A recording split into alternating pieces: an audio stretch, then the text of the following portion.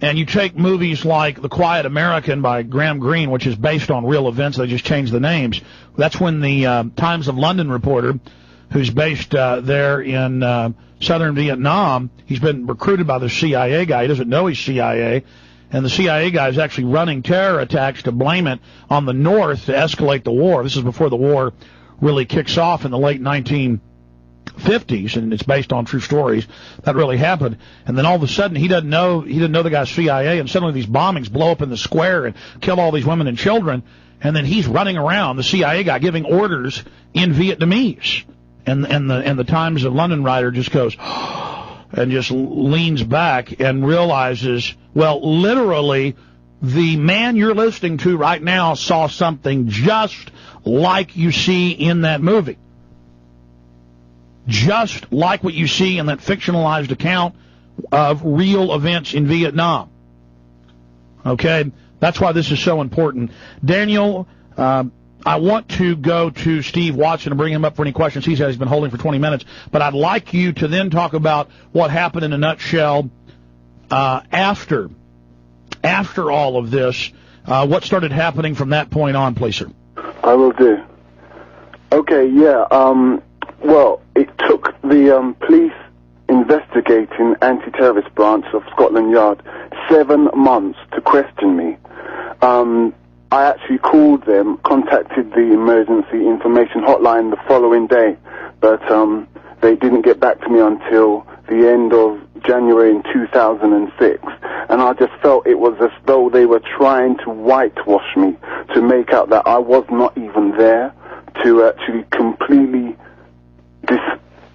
make it look as though I was not even on board the bus. But it is on record that you were there, and there's an upcoming book concerning it. Yeah, there is. That's what the Fourth Bomb, the book, is about. And what I went through, I had some surveillance, I don't know whether they were MI5, anti-terrorist branch, or what government organization, but I had a lot of probing. I even gave an interview with a journalist called Duffy. He was working for the Sunday Mirror, and he showed me a picture. This was a week after the actual 7/7. He showed me a picture of Hasib Hussein, and then he asked me, have you seen this person? And I said no. And about a day or two after that, then it was Hasib Hussein was named as the bus bomber in the British press. And let's be clear, none of the people on the bus said they saw any Asian men. No, they didn't. And I was downstairs, I saw no Asian guy at all. So, well, in your own words, describe it. Did you see any, and the other witnesses said they didn't, but did you see any Asian men? None whatsoever. None on board the bus, none carrying a rucksack at Euston or on the bus or at Tavistock Square. Off the charts, just absolutely off the charts. Yeah. Now you describe this harassment as overt surveillance, I guess, to intimidate you. Walk us through that, some of the stuff they did. It just started by following me when I came out of my office, on lunch breaks. They were waiting on the corner. There's a place called the Honourable Artillery Barracks, and that's 10 minutes from where I worked, and that is where they kept all the dead bodies from the 7/7 attacks. So the police outside there, every time I used to walk past, they used to have something to say, call my name or something like that. And I think it was just a campaign trying to put psychological stress and pressure upon me, because obviously if it came down to me testifying, they want me to be deemed unfit to testify or something like that. But I think they just didn't want a public inquiry anyway, so they got their own way, and there was no public inquiry. Any other types of harassment? And then let's talk about how you finally got your meeting with the police and what they did. Yeah, well, I was chased once in Aldgate. A guy just came after me. I had arranged to meet someone from the office, and then I got there. This guy came after me, so I actually ran into this building, and then he ran in there and followed me, and I actually hid in some offices, And what did he look like? I mean, I'm not saying I'm a tough guy, but if somebody wants to run up on me, I'm going to deck them. Yeah. I guess it's smarter to run. But, Yeah. I mean, explain to me what happened. I mean, describe it in detail. What did he look like? I mean, did he like growl and start running at you? I mean, what happened? He was actually there waiting for me. That's the thing which threw me initially. He was there waiting for me, and as soon as I went past him, he just set off, crossed the road, and came after me. So I didn't run because I was scared of him, because I'm not scared of any of these people. Obviously, you're on air. I know I'm not scared. If they want to do what they want to do, go ahead and do it. The truth is going to be out there, regardless. So I just tried to escape from him by ducking into some building, and then he I just thought here, and I'm stupid. My instinct was I would have gotten a fight, but you're smart, because by then you knew it was police, and actually they would have then got you claiming you just assaulted an officer, and the 50 cameras on you in the surveilled city of 4.5 million would have all malfunctioned, and then they would have claimed you assaulted an officer.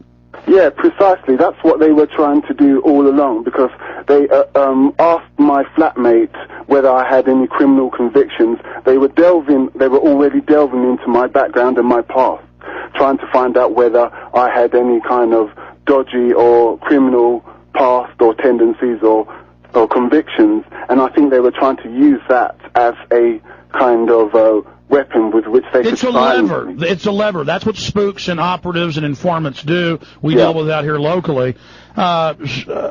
Please continue. Well, you know what? I want to bring Steve Watson up. You're just telling so much more now. Steve, thanks for holding. Any other key points you want to bring up here with Daniel?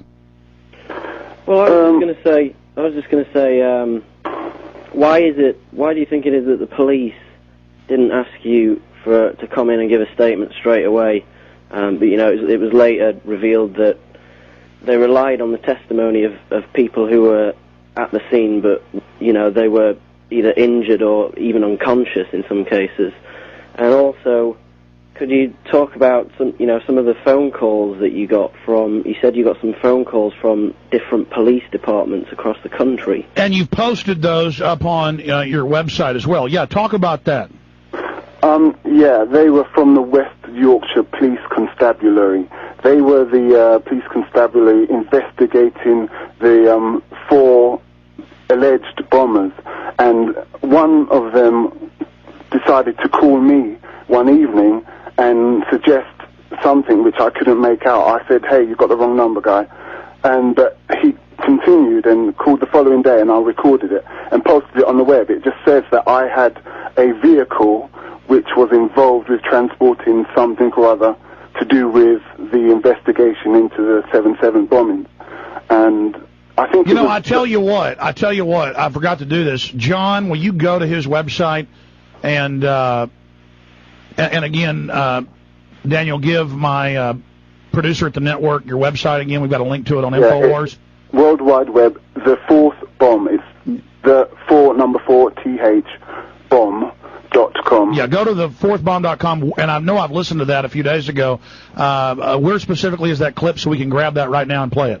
Yeah, it's if you go to one of the 4 boxes, I think it's the 3rd box. You also got audio on the web and video from the police interrogating you. Let's tell that story. Finally, 6 months later, after demanding it, you get their meeting with them. Tell us about that.